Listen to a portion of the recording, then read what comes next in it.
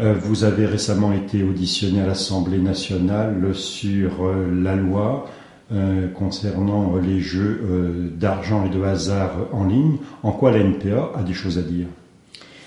Alors la NPA, vous le savez, elle s'occupe d'addictologie, des conduites addictives, et le jeu, qui est une conduite bien partagée, très réjouissante, peut aussi donner lieu à des conduites addictives en devenant jeu excessif, jeu problématique et jeu pathologique.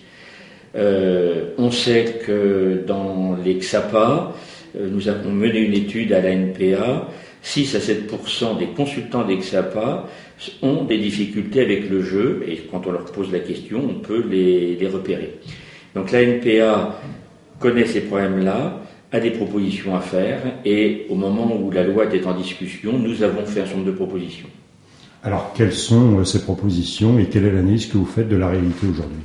Alors, les propositions, elles ont été nombreuses, il y en a une quinzaine, je ne peux pas toutes vous les dire,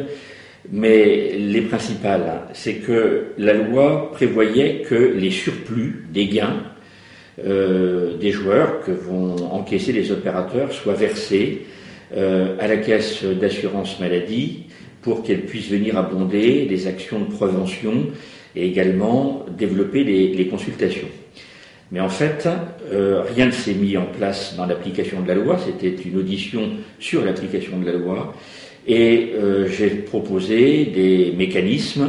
pour que ces sommes versées à la Caisse nationale d'assurance maladie ne tombent pas dans le trou de la Sécu et qu'elles puissent être fléchées vers les XAPA autour de points d'accueil,